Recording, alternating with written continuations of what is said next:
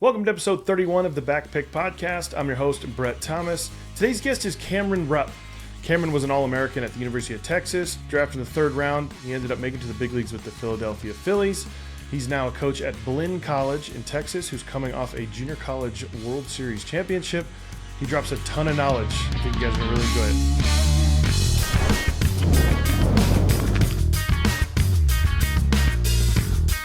The Backpck Podcast and the Catching Academy are happy to be partnered with All Star Sports, who we think does the best job of taking care of catchers. You can go to their website and use our code CatchingAcademy10 and get 10% off anything site-wide.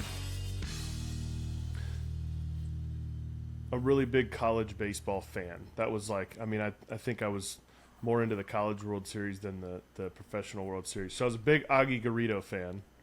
Yeah. So you got to talk to me a little bit about Augie and some stories when you were at UT. So Augie's awesome. Playing for him, it was really special at the time. He was the winningest coach in college baseball history. They were fresh off, two national championships in 2002 and 2005, and then so getting the opportunity to play for him was special to me, and I think you'll hear that from a lot of players. He's if you've watched his documentary, that's him. Yeah. Everything that his former players preached, talked about, the rants that he went on, he knew how to get the best out of you every day. And he was going to tell you whether you liked it or not, what he thought. There was no sugarcoating. He always took it to, well, you can be mad at me for 24 hours, but if I tell you the truth, you're going to sleep at night. And, we're not going to sugarcoat it. We're not going to beat around the bush. This is what it is. You've got to be better, whatever it may have been, and we're going to get through it. And he's going to work together with you. He's not, because it's his job to win ball games. And he loved winning so much, and they have since he passed, they have some stuff around the stadium, on the field, but he has one quote that sits right at the edge of the dugout that says, "The world treats winners different than losers," and it is so true. Yep. And and he preached about it. He preached how important winning was at all aspects of life. But the rants that you hear, I had plenty of those. The documentary came out my freshman year, so it was about a year or two before I got to school, and we had a few of them. Not many of them. I mean, we had them after we won too. If we didn't play well and still got away with a win because the name across our chest was better than the school we played, he let us know. And he held us accountable. That was so important to him. Is everybody's got a job to do, and we've all got to do our jobs for everybody to be successful.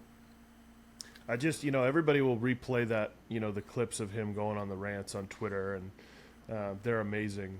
But they're not in context on Twitter, and this is what bothers me a little bit. Is you show the rant, and everybody says this is what coaching is. But they don't talk about all that's led up to the relationships he's built with you guys to say that stuff in that moment, and it means something. And we get so many coaches that just see that clip, and then they go out there and they think that they're going to be Augie Garrido and just start yelling and screaming. But no context to building relationships. He seems to be one of those guys that was really good at getting your trust and building a relationship. And then when he spoke, it meant something. Absolutely. It wasn't ever just to go on a rant or yell at you for no reason. There was a reason behind it. It was never because of a physical mistake or something that you can't control in the game. It was always something that you needed to be held responsible for. Everybody makes errors. Everybody strikes out. It's not getting your bunts down. It's not, it's getting picked off at first base. He made it, in that video. How do you do that? Not not taking when you're supposed to. Like all those different things are all things that you needed to be held accountable for, and that's what he preached about, is being held accountable for what you do on the field, and when you don't do it, you're gonna have to own up to it, and we've all had those moments on the field where we have a mental lapse, or we, forget, or it just something happens, and we got to get our butt chewed out, and that's the way it was. But you didn't do it again. You made sure that, okay, well, that wasn't any fun. Let's not let that happen again. Yeah, for sure. Was David Hernandez there when you were there? David Hernandez was there for 2 years with me. I think him and the University of Texas did not get along so great. Great guy, still keep in touch with him. We went to high school. We went to high school together. He was a couple years younger than me, but yeah, he's a character for sure. Yeah, he is. He's still I still talk to him quite a bit actually, and so he's a good dude. But I don't think that didn't really fit David. But he came in and he played right away for us, and then it just wasn't a good fit. And he could have won a national championship at Fresno State if he would have stayed. I know. Shit, we were in that regional. I was at Cal. We oh, were really? in the regional with Fresno State that year, and it was so funny because we thought, everyone was like texting me too, all my buddies at other schools, and they're like, dude, you're in the regional from hell. I mean, you got Long Beach was the 1 and San Diego's the 2 with Brian Mattis, was like the best pitcher in the country, and then we're the 3, and then Fresno State's the 4, who we didn't even think about, but they had won 15, 20 games to end the year, just rolled through the WAC tournament. Yeah. And so nobody even thought about them, and then all of a sudden they get out of the regional, and you're like, oh, it's like a cute story, and then all of a sudden I'm kind of over it at that point, and then right. on the TV, and I'm like, holy shit, Fresno State's playing South Carolina for the national championship. Right yeah, now. They're playing, they beat Arizona State, who I think was the number 1 overall seed.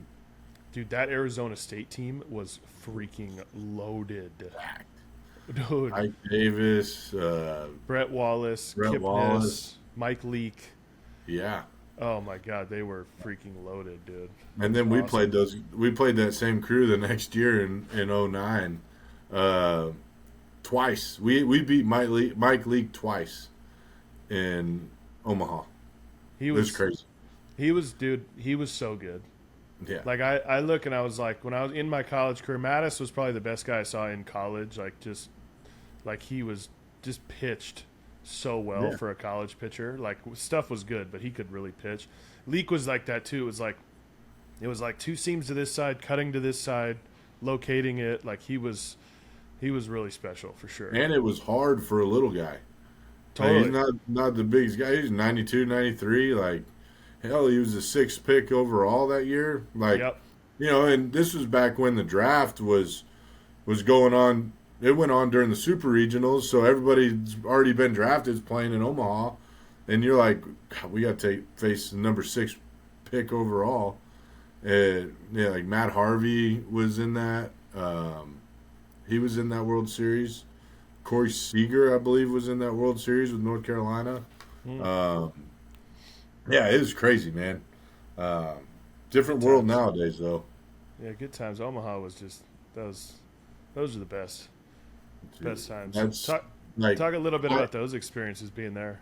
So I had the opportunity to play in the big leagues as well, and I would compare it. Just the atmosphere every night.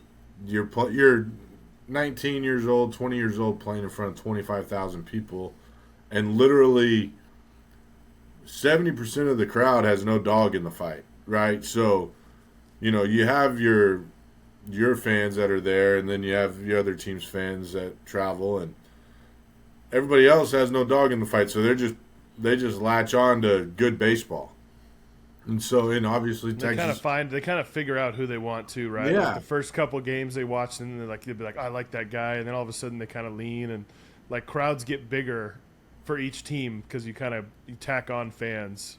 Yeah, and that's we had a crazy postseason run that year. All the way from the regional. That regional, we had a 25-inning game that I caught. We had a kid in that game throw 12 and a third perfect innings. I remember that. What was his name? Austin Wood. Austin Wood. I remember that. I was against LSU, right?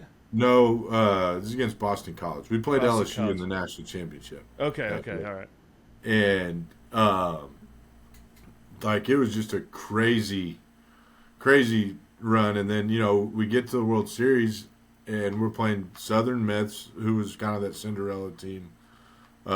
We beat them with a walk-off walk, and then we faced Mike Leake, who had been picked 6 overall. I had one of those nights where the first part of the game I was the worst player in the country. We had a first and third play, and we were coming up throwing to third, and I threw it to second. Ball goes just straight into center field. Before you know it, we're down 6-0, and we come back and win 10-6. Wow. I ended up hitting 2 home runs. I ended up driving in more than I let in, which was great. And then we got to face Mike Leake again. Since we went 2-0, they knocked out North Carolina. And then we were down 3-2 going into the bottom of the ninth. I hit a homer to tie it, and then the next guy pops up, and then first pitch, the guy after that hits a walk-off homer to go to National Championship Series. Wow. Like, it was incredible. And playing in that atmosphere and playing in Omaha, like, if you don't get to the big leagues and you get that opportunity, it's a little different now because it's so commercialized, and it's not I don't know how much the city of Omaha interacts with the players, and whereas Rosenblatt, you were way off, and it was kind of in the community. But it's very comparable playing in the big leagues, and it's so much fun. It's just like it's every kid's big leagues, and then especially now too with how much publicity it gets. Everything's kind of upgraded since I was last there, but it's just a really fun experience, and you just play. And college baseball is all about winning, and I love to win, and that's part of the reason why I came back and graduated and got into coaching in college instead of staying in the pro side. Well, now that you're in college, the other thing, we obviously have levels to everything, right? But I think as humans, we got to understand that we have our own limitations. And one thing I'm trying to get guys to understand is we've got this Division I, portal that's just creating all this free agency and making it, a challenge on the recruiting side. The reality is, like, whether you're in Omaha or you're at the Division II World Series or Division III World Series or the Junior College World Series, whatever it is, those experiences and those times are going to live with you forever. So I'm starting to try to get guys to understand, like, thinking more about where am I going to win, compete and win a little bit more than just the idea of, like, give me the name, the D1, I want the swag and the whole deal. Yeah. It's like, hey, man, like, you get a D1 partial scholarship walk-on spot at a school and you're going to win 12 games, like, that's not an experience. At that point, you're craving for the collegiate summer ball experience. You're like, man, I can't wait until I go to summer ball and I can go play in the Northwoods or something and compete. And it's like those times need to be special, and I think we need to start looking at the whole picture more than. And again, I know we're in this social media era. It's difficult to kind of get through to them with that. But we got to start to look at the full picture of, like, winning and competing with your boys and understanding that, do we want to get to the ultimate goal? Absolutely. But the reality is like, the journey is pretty freaking cool when you're competing at a high level. Absolutely. And that kind of goes to everything we talked about before we went on, is like, whose dream is it? Is it the parents' dream or the kid's dream? Right? And obviously you want to make your parents happy, and your parents want the best for you. But what I tell kids is that, and I have friends that have kids that are going into, and just as with no dog in the fight, it's okay. Where are you going to play? Where are you going to win? Because there's good junior colleges, there's good Division I schools, there's bad junior colleges, there's bad Division I schools. And those in the mid majors bad coaches. Let's put that. There's bad coaches at all those levels too. And I shouldn't say bad. Correct. There's not good coaches. I mean, people go to the highest level thinking they're getting the best coaching, and that's not always the case. It's not always the case, no. And most of the coaches, they all have their niche as something that they're good at, or else they wouldn't be there. Obviously, there's better, just like there are players. But it's also they've made the portal so open, and I think too now that this new rule of scholarships that's about to come in the following year to 2025 or 26, I mean, where everybody's going to be on scholarship. It's more about the school, what they can afford. So now it's going to be a little bit different. The portal, a lot of those kids leave because they get their money taken away. And they're like, well, okay, I'm going to go somewhere where I can get a scholarship. And so that's not going to be the case. So the portal might slow down just a little bit. And then it's going to be all based on NIL money and all this other stuff that is just, getting out of hand. But that's the way what we live in. So we have to figure out, okay, where are we going to play? Where are we going to win? And it's, at the Division I level, who goes to Omaha every year? Majority of the Power 5 schools. This year it was all ACC and all SEC schools. Mm-hmm. Yep. No Big 12, no Pac-12, no Big 10, and that's just the reality of it. The South kind of controls the baseball side. It's just the North, they don't play. They're playing in the cold all year, so a lot of guys don't want to go up there and play. Unless again, you're from up there. Obviously with the money involved is obviously number one at this point. But at the end of the day, I love the new rule for the sake of roster limits, right? So my biggest gripe on most of these coaches is the idea that they just kind of they feed off of the kids wanting to post on social media. I'm committed to wherever. And so what they say is hey, just find 5 walk-ons, 6 walk-ons that have they have a tool that we like. Let's see if it works. And really those guys should be going to a junior college or finding a fit at a Division II or Division III, continuing to get better. And now that they can't hold those extra 6 spots or whatever it is, now that they go actual 34 roster, JC baseball going to get better. Division II and Division III are going to get better. It's going to make things better at those levels. Totally, and that's the thing is you again you have to, if you think that you're above JC, then go. And if you don't play, you really realize that okay, man, how dumb was that? Because it ain't easy to play there either. Yeah. Well, and the thing too is at Christmas we had some kids, some kickbacks that weren't going to make the team at Texas A&M, at Texas, at U of H, at some of these schools. And we also had kids that just flat out said, I want to play. We had a kid that led our team in homers. He was MVP of the World Series. He made the squad at A&M, but he didn't want to be the first guy off the bench. He wanted to play. Mm-hmm. And instead of playing for a national championship in Omaha, we got to win it in Grand Junction, Colorado, which was cool. Obviously, a national championship anywhere is a very, very cool experience. It's a special win, but that kid could have been at A&M and possibly at some point been an everyday player. But instead, he wanted to play. It's about playing, getting, and now he's moved on to the next level, and it works out. But just because you go to a junior college doesn't mean that you can't go to a Division I school. Everybody develops at a different rate. We had a kid before I got here. He redshirted as a freshman at a junior college, and now he's going to LSU to play. He played for 2 years. Now he's going to LSU as a redshirt junior. So he's still got 2 years to play at LSU.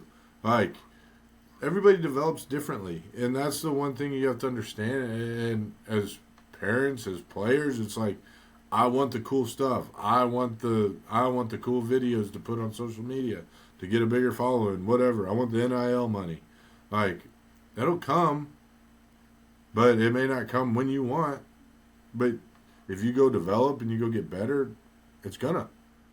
And that's I think the biggest piece on the JC side, I went to a junior college, so I'm obviously a big JC proponent, but is just the fact of you get to practice every single day. You know, when I was coaching in junior college, it was like school started August 15th, and like we were inter-squadding August 21st, because it was like, we just got to get guys up to the speed of the game.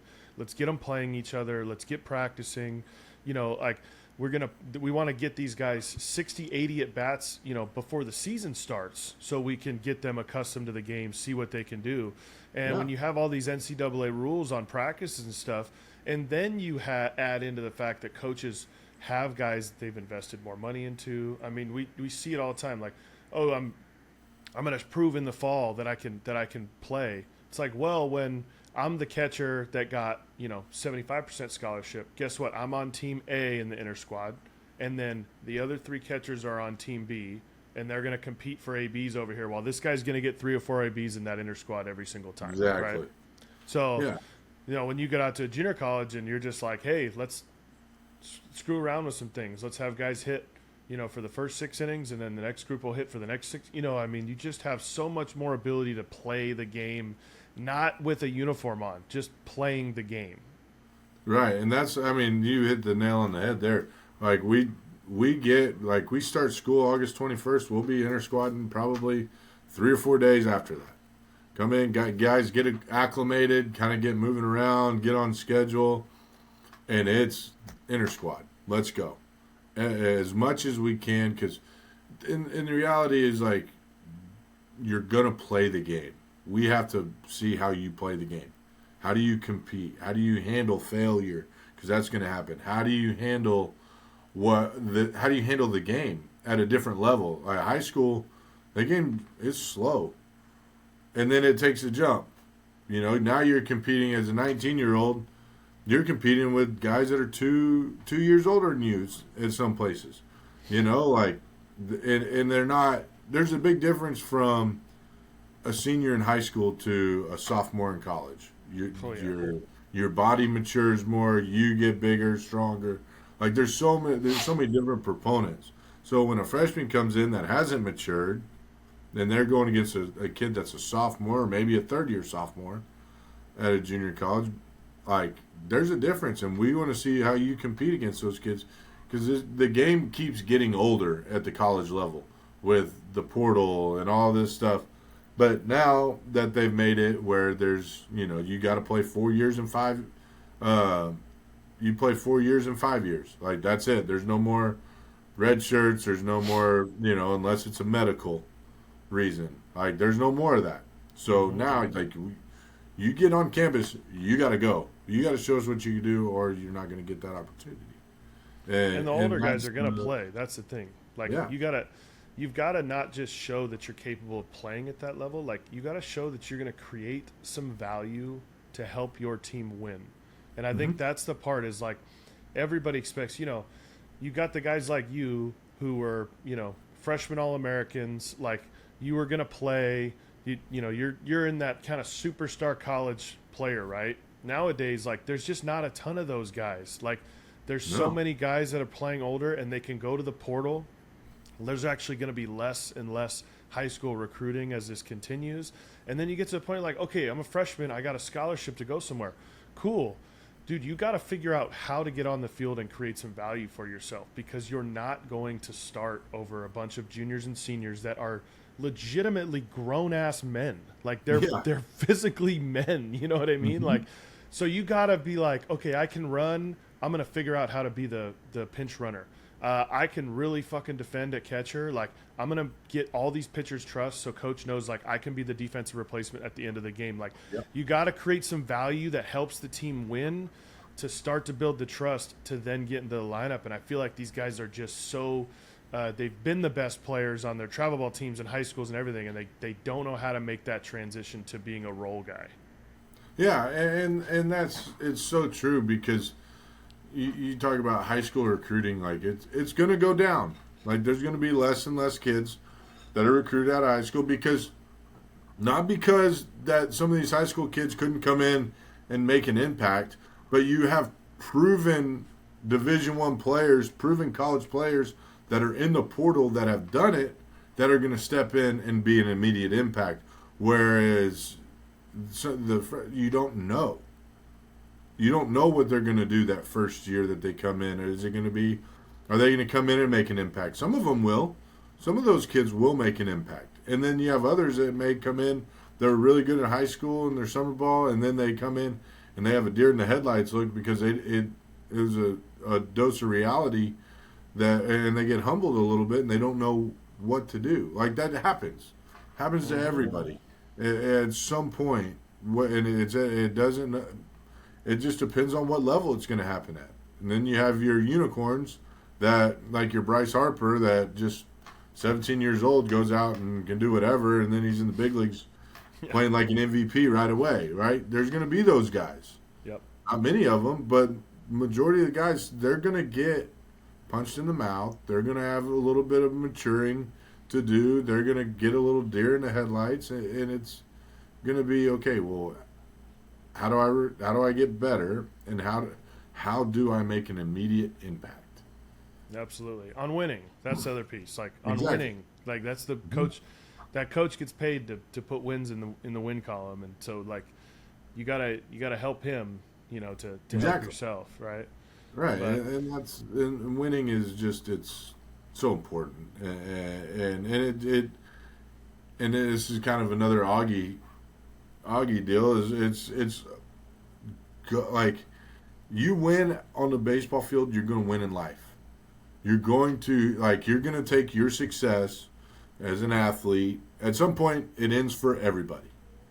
It's just at what age, but you're going to take that success and that work into the next chapter of your life, because it's you want to win. You're a winner. Now, some people may not have the same drive, but that's the way it is for me. It's like, okay, I won on the field. Now I'm going to win on the field again in a different role. But I've got to figure out. I've got to learn, and then I've got to take all my experiences and put them in and just keep pushing forward. And it's so true. It's so true how important winning is. Well, and the learning the process of just how to work every day, how to compete, how to grind, how to work with others. But the idea being, like, I think because we live in the baseball world, we think this pool is so big, right? But the reality is, like, the baseball pool is so small, and it's like everybody is chasing this dream of being like you did, getting to the big leagues and being the minus point percent.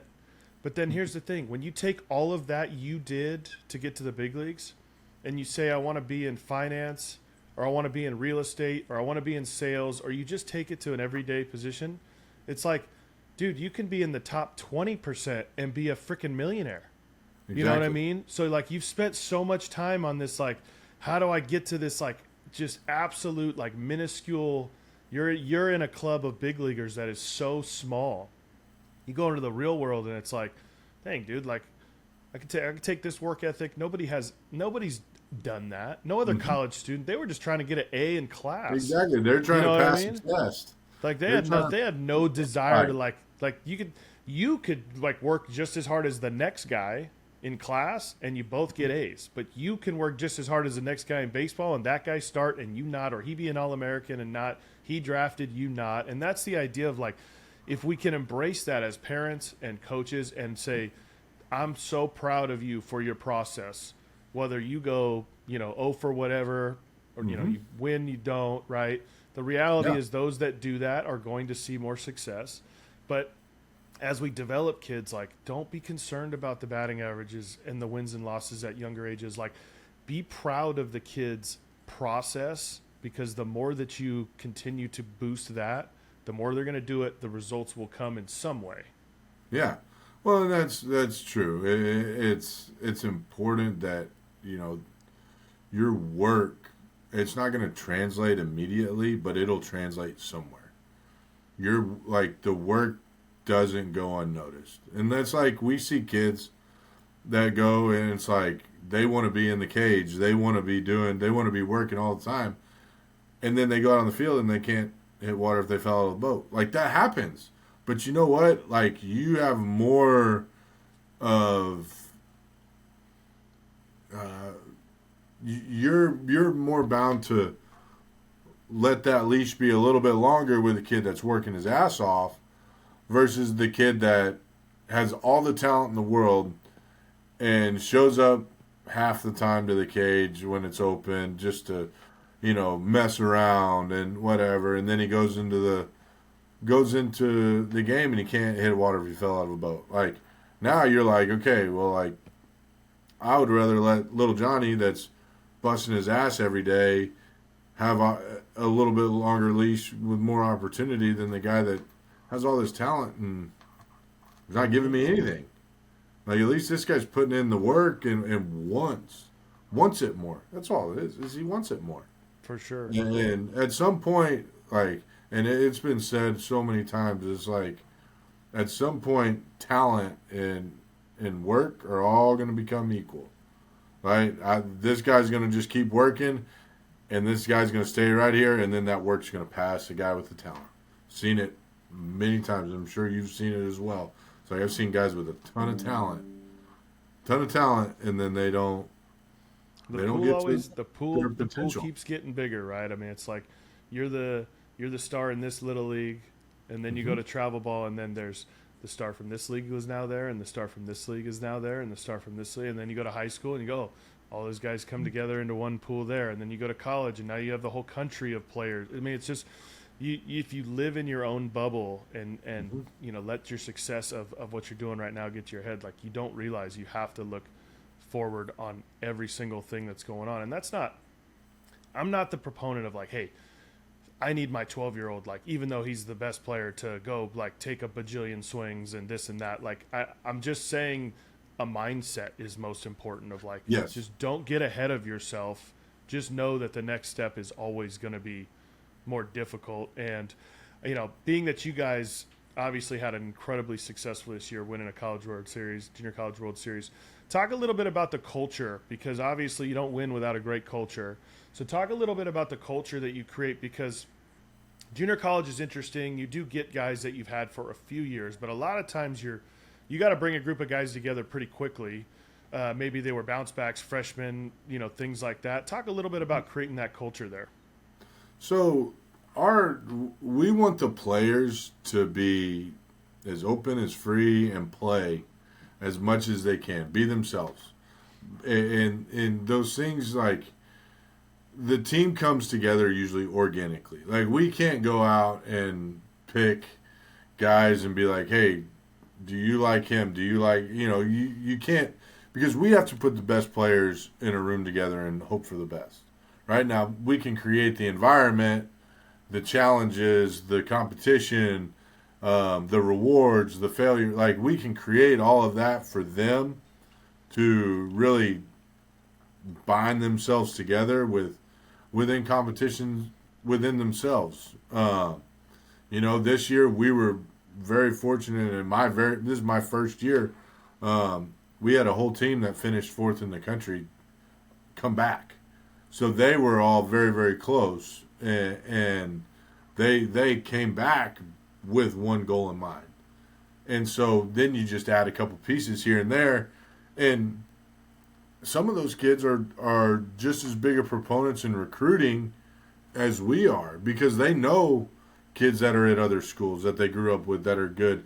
They talk to the kids that are at other schools. They tell us, hey, so-and-so may be leaving Texas. So-and-so may be leaving U of H. We're kind of in a honey hole right in the middle of College Station, Houston, and Austin. They're 45 minutes north, east, and west in directions from us. So we're in a really good spot for us to grab some of those kickbacks from the kids that don't make it at Christmas and want to come win. So they're just as important in recruiting as we are. And when you get kids that want to do that want to help bring in the best players that want to win, it's easy to create a culture. And then you build off of that. Right now we've got to replace 7 guys in our lineup from that year, but we're gonna have guys that were there that helped us in off the bench roles step in that do have an opportunity to be really good players. And so that part, like, you get everybody pulling from the same rope. Mm-hmm. And when you do that, like, you're going to have recipes for success. We let them, like, every night in the spring, we open the cages up for a couple hours. And it's, unless they want us to work with them, we just sit back and we watch. We put the TV on. We watch games. Just sit there and hang out with them. We watch them. If they want us to watch something, they want to do a little bit of extra work. Like, we want them to feel free to just work without anybody looking over their shoulder. And we don't even care who's in there, but it got to the point every single one of them showed up. You know, and then, like, some off days we'll open the weight room in the cages and 85% of the guys show up. You know, they create that standard for themselves, and then you get those younger kids that see it, and then it just carries over, and it carries over. And in junior college, you gotta, every 2 years, you're shuffling new guys in and out. Mm-hmm. And when you're doing that, like, you have to make sure you get some of those guys that stick around that were there with the team before to carry over to that new group that comes in. And when you do that, you're gonna create a machine that just runs itself. You just keep bringing in good players, and you let that culture, you let that standard of what the expectation is when you step foot on campus is to win, and to have a team that binds together. You have 30 guys, 35 guys pulling from the same rope, and then your coaches, we're there to help. We're there for whatever you need. And everything else just kind of runs itself. I love it. Talk a little bit about your expectations of the catchers, working with the catchers. Obviously, you know, say it a million times on this podcast, we've seen this position change probably more than any position in the history of sports in the last 10 years. You didn't do it the way that it's done a lot now. I didn't do it the way that it's done a lot now. Talk about teaching that. And talk a little bit, one thing I think gets lost in kind of the one knee stance stuff is talking about the college game, right? On TV, when we watch the big leagues, there's not a ton of action from base runners. And I think when you add the college element of guys are doing a lot more of the fake steals, the fake bunts, the fake, you know, things that create a little more action, and what we do to defend that kind of stuff in some of these stances. So, you know, now I kind of make the comparison is catchers are like, athletic wise, they're like shortstops. That's kind of what you got to be nowadays. If you look at around the league, there's not a lot of big bulky guys behind the plate anymore like it used to be. You used to be the guy that could handle the foul balls, the collisions at home plate. Like, that's what it was. And then on top of that, the leaders. So, you know, you're always looking up at the middle of the field. The catcher, the shortstop, the center fielder, those are your leaders on the team. I tell my catchers every day is like, I don't want to notice you. If I notice you, it is not good. If I see, like, the only way I should be noticing you is if you're throwing dudes out, you're blocking pitches, you're working your butt off. Like, that's the only way I should notice you. If I see you run to the backstop, if I'm seeing the ball hit the ground, like, that's not good. I tell my guys, when you go to a major league game, how often do you really notice the catcher? Unless those are going on, you know. And then we kind of assess, okay, well, that pitcher's just wearing him out. Like, it's a tough day back there, which you do have those, right? But then you assess, okay, well, he's just being lazy. He's not working. He's, you know, it's not his day. And so you have to assess kind of, okay, what was the problem? How are we going to fix it? Is it you're uncomfortable in your stance? Is it you're just one of those days? What is it? But we want to be unnoticed. We want to be so quiet back there. I want them directing traffic, reminding the pitchers they got to get over when there's a left-handed hitter up. And with the big shifts, guys, the way they move, we don't have any of those regulations like they do in pro ball where you can only have two guys on each side of the dirt. Sometimes we get a big right-handed hitter that pulls. We got our first baseman way over. And if that guy's way over, you got to remind that pitcher, like, hey, you still got to get over even though it's a right-handed hitter. Just the different parts of the game, like you have to know where the ball's got to go, when it's hit to because you start it. When it's hit to right field, left field, center, over, wherever it's hit, you got to know where the ball's got to go, and you've got to be the first one to relay it. And that's so important, just to know the game. That's what just know the game. And the scoreboard always tells you what the game needs, right? Like, and I think that's kind of one of the lost arts of it in the game is because it's all about showcases. How's my pop time? How's my exit velo? Let me see you control the game. There's a base hit to left and there's a guy on second base and he's a good runner. Let's just keep the guy that just hit the ball off of second base. That run, we've got a 4-run lead. Like, let's play for the outs now. Let's play. Let the scoreboard dictate how important each runner is.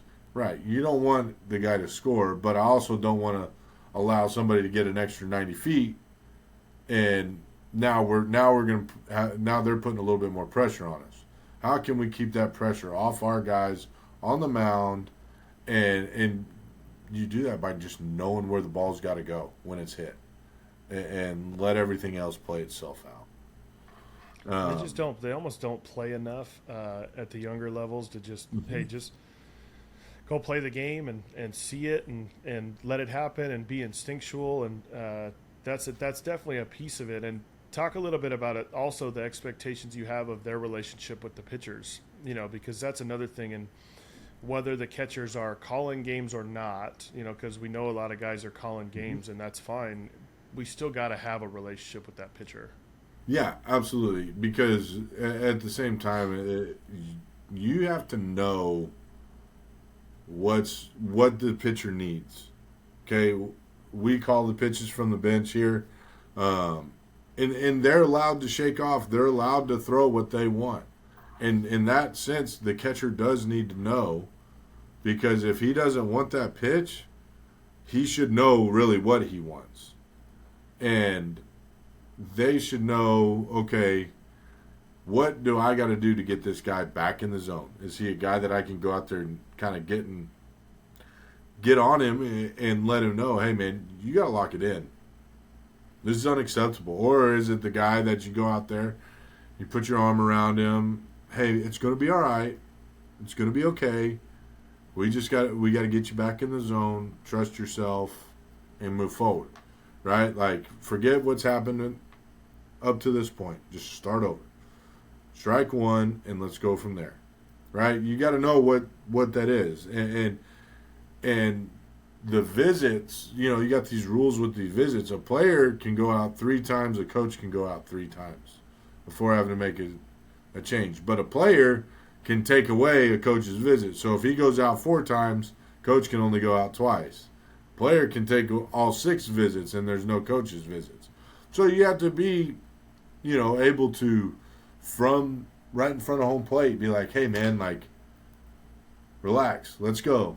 Whereas back when we played, there was none of that. Like, go out there and just talk to them, calm them down. Not every time they get in a bind, but every time that, they're struggling and that, big situation, you've got to really go out there and help them. And you might have to do it from 60 feet away. Exactly. That's a great point with the new rules on that. It's yeah. like, You gotta, and when you have that relationship built with them, what you say or gesture from 60 feet away can mean something, as opposed to just the, hey, come on, or let's go. It's like, no, you've got a cue, you've got something that you go to in that situation. So talk a little bit about your experience of that. Obviously, you played at the highest level, played with the Phillies for an extended period of time. And talk a little bit about my first question. This is just a me nerding out question. Obviously, we got to see Carlos Ruiz, a ton, winning a lot. He's catching Roy Halladay, throwing, perfect games and no-hitters. Talk a little bit about him. Obviously, if I were to go back and watch him, based on what we know now and the things we like to see from catchers, I'd probably, puke in my mouth a little bit. But the idea is, I know, when a catcher's contributing that much to winning and pitcher's success, there's something there. So tell me a little bit about him. Man, he was awesome. He was a big part of my development my first couple of years in the big leagues. It is solely about relationships for him, right? Like, he was good back there.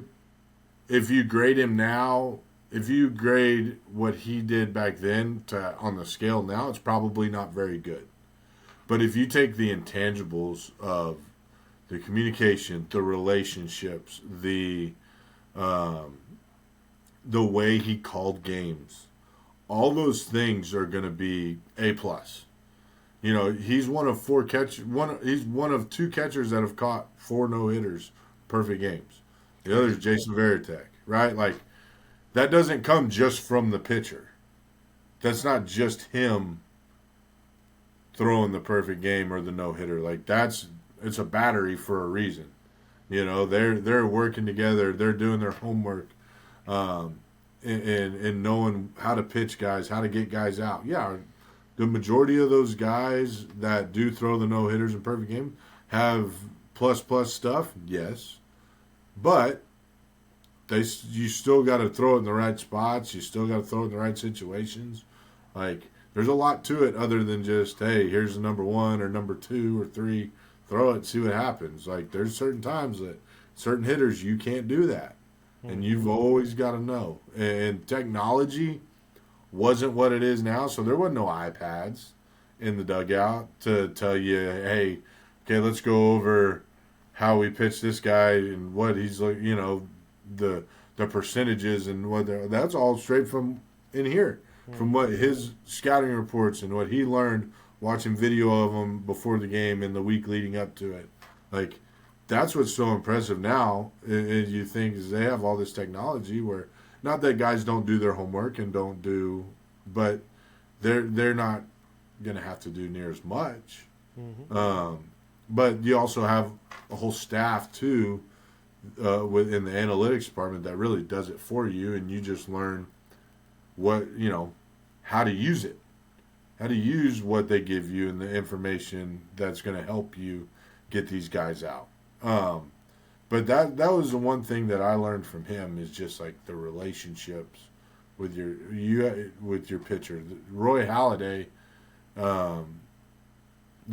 he, up until the day he died, he talked about how important Chooch was to him and how important he was to that team that won the World Series. Cole Hamels, same thing. Like, you see all these guys that I played with that are going back to Philadelphia, being inducted into their Hall of Fame, and guess who's catching their first pitch? Chooch.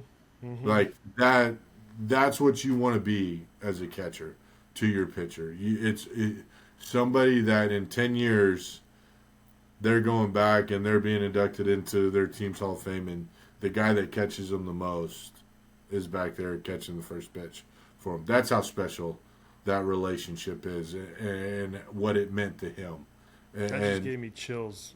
Right? Like, me that's too. Like literally what it is about it. Yeah, like, that's so cool. Like, that's what you want to be, and that's what you want to be to those guys. And at some point, like, whether it's, you look at JT Realmuto, I still follow the Phillies because they still got 2 or 3 guys that I played with that are still going, and you're like, Aaron Nola,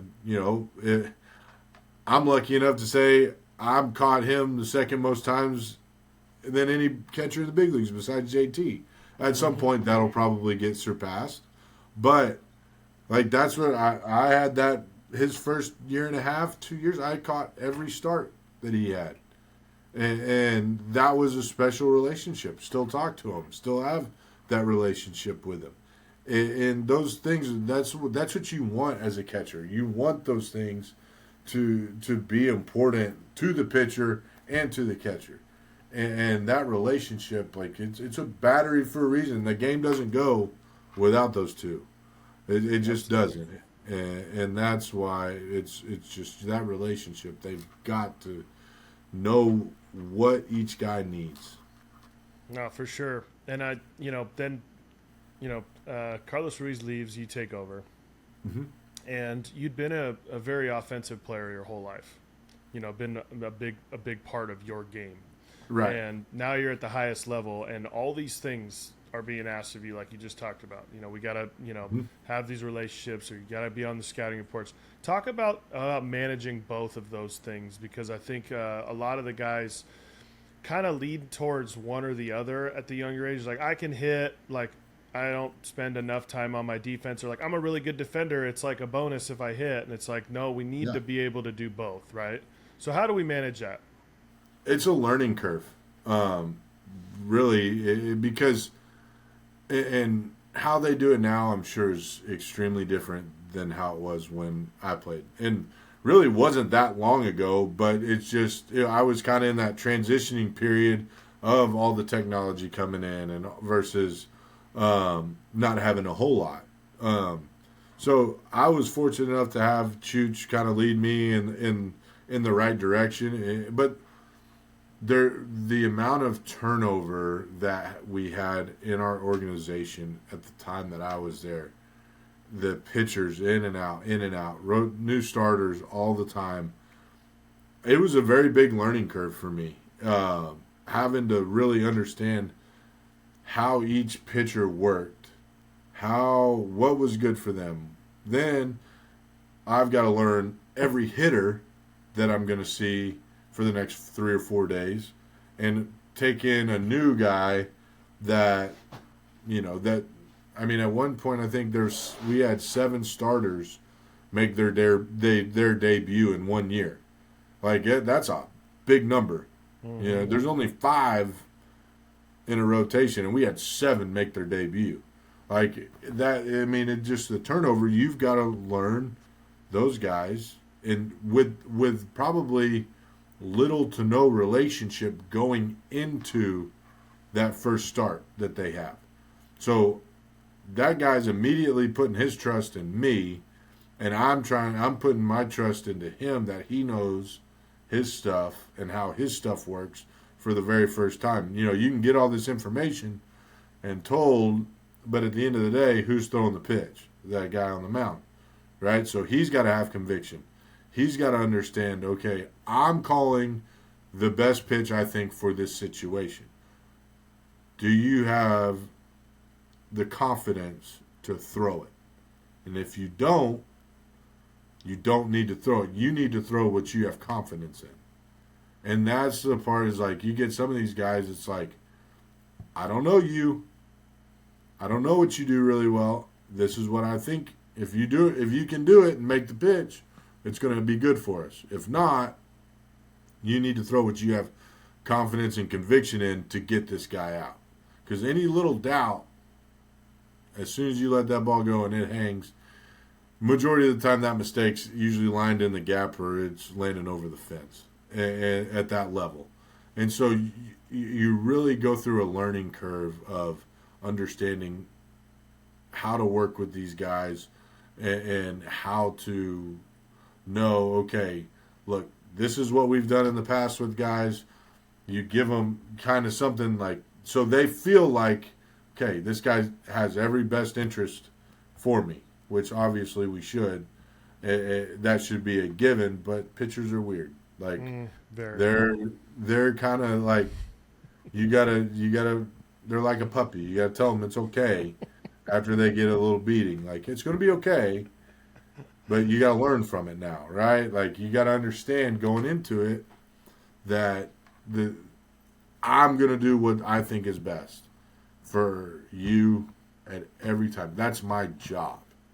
And it all goes into relationships. Like you go through that learning curve of learning how to call a game at the big league level, understanding how hitters work, knowing the best feeling is knowing when you just throw it right here. Just throw this pitch and he's out. Like, that's the best feeling in the world, is like, just execute this pitch, he's out. He doesn't have a chance. Like, we've got him, everything. Like, I could think of so many times in my career where that happened, and I'm just like, nah, we got him. Right? And Bruce Bochy, I played for him in spring training for a short period of time in 2019, and he had a rule. Every 2-2 pitch was a fastball down and away in spring training, because that's what guys needed to be able to do. Well, we're playing Anaheim, and Justin Upton's at bat. I don't know if you remember Pat Venditti. He threw with both arms, right? Yeah. Well, he's facing Justin Upton. He's right-handed, and I'm looking at Bochy. We got him set up for a freaking slider.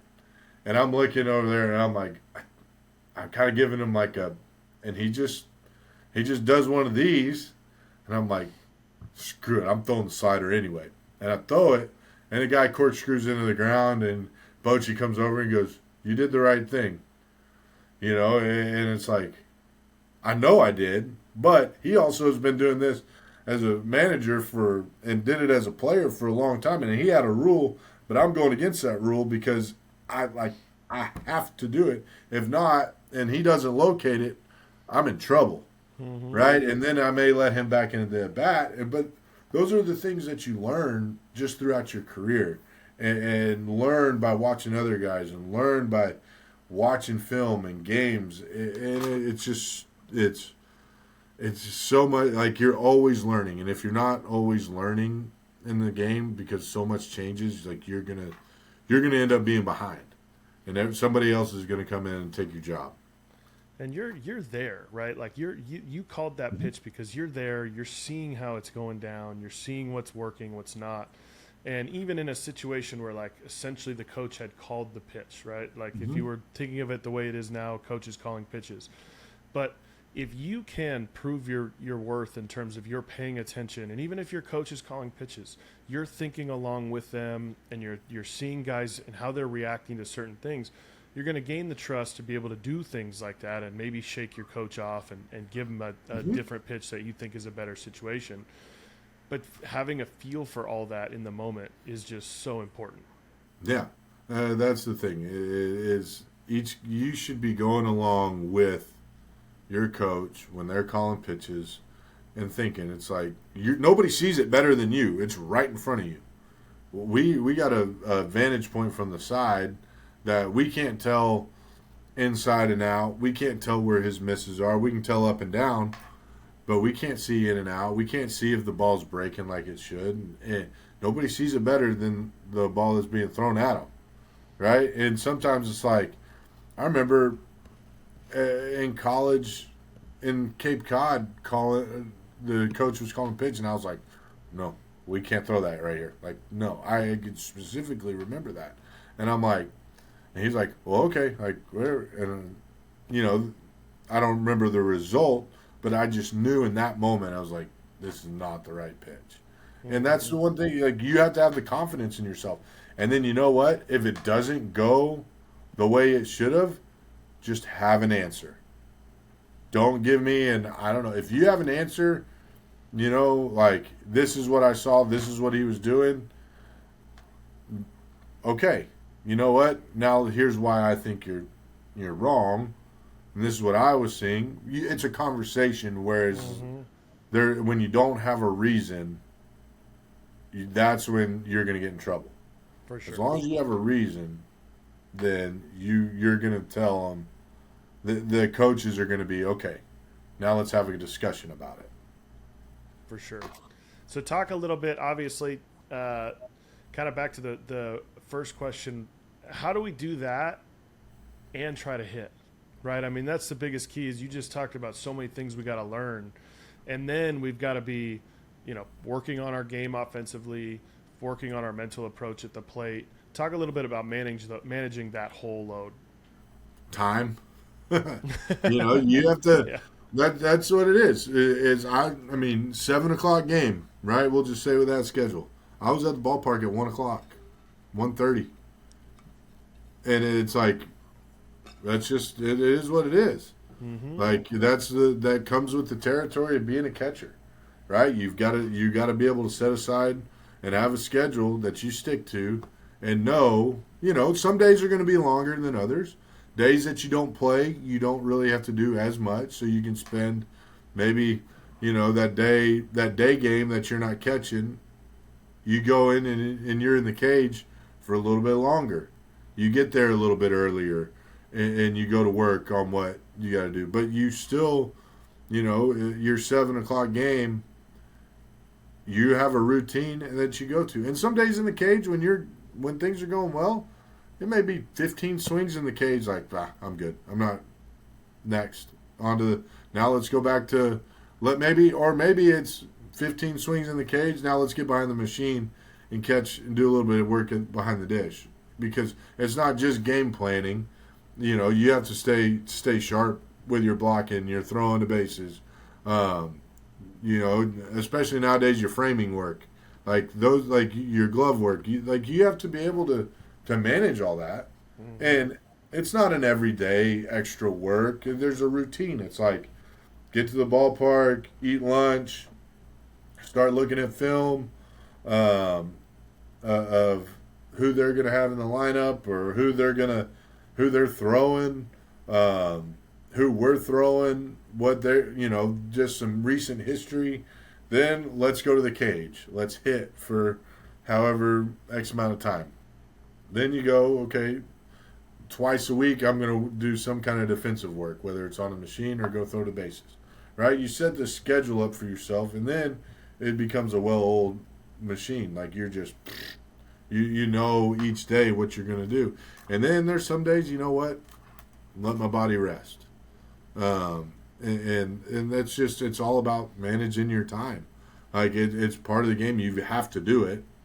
You can't just be a one-trick pony, especially on the offensive side. You can't just hit nowadays. And you used to be able to get away with that a little bit, but sure. You got to be able to defend, and you got to be able to frame, I guess they say, because of how important and how much that metric gets put into the higher metrics of your WAR and all these different things. Like they can grade all that, whereas at the end of my career, that's what they could grade.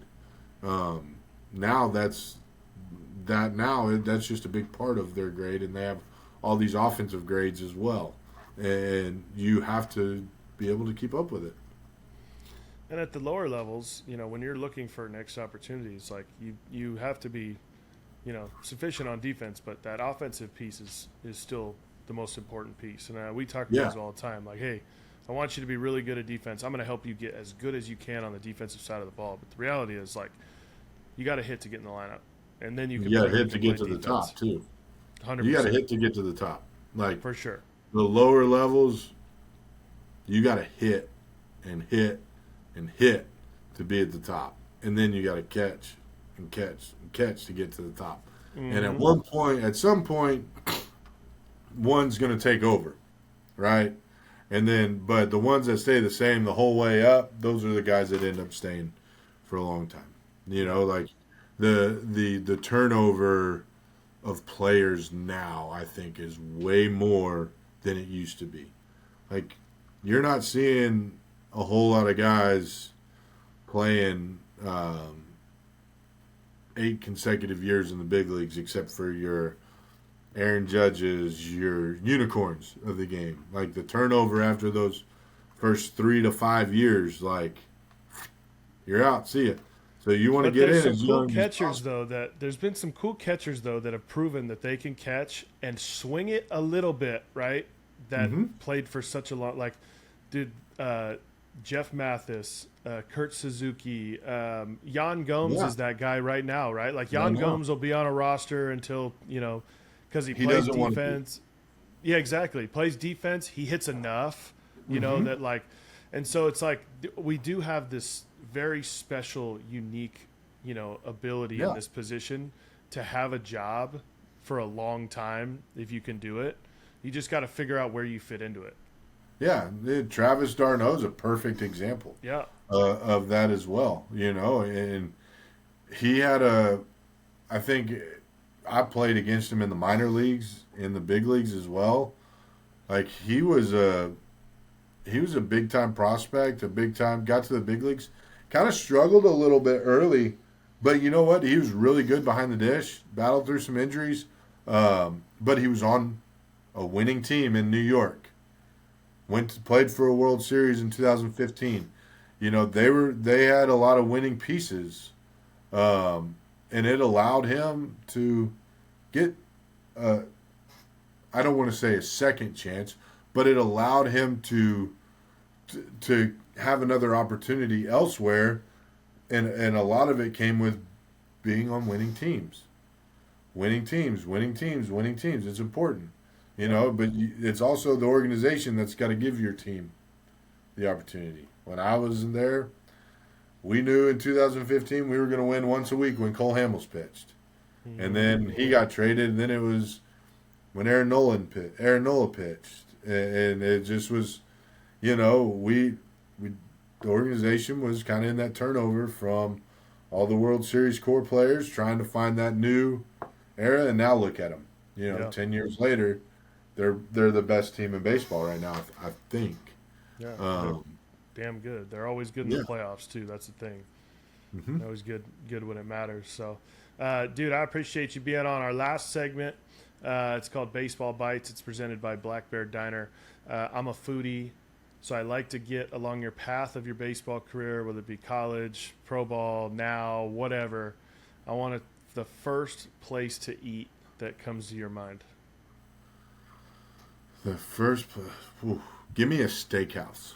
Just a good steakhouse. You have one in particular? When I was in the big leagues, I went to Del Frisco's all the time. Oh, that's one of my favorite steakhouses. I've been to a few.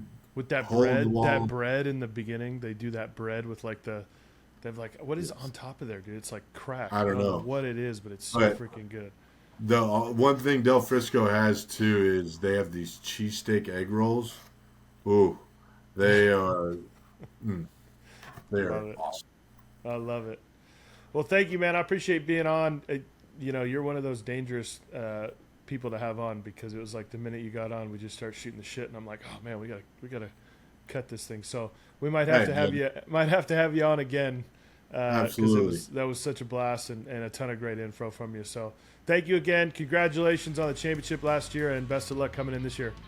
Brett, I appreciate it, man. It was a lot of fun. Let's do it again. Sounds good. If you enjoyed that, be sure to like and subscribe. We'll have a new episode for you every single Tuesday here on our YouTube channel and wherever you listen to podcasts.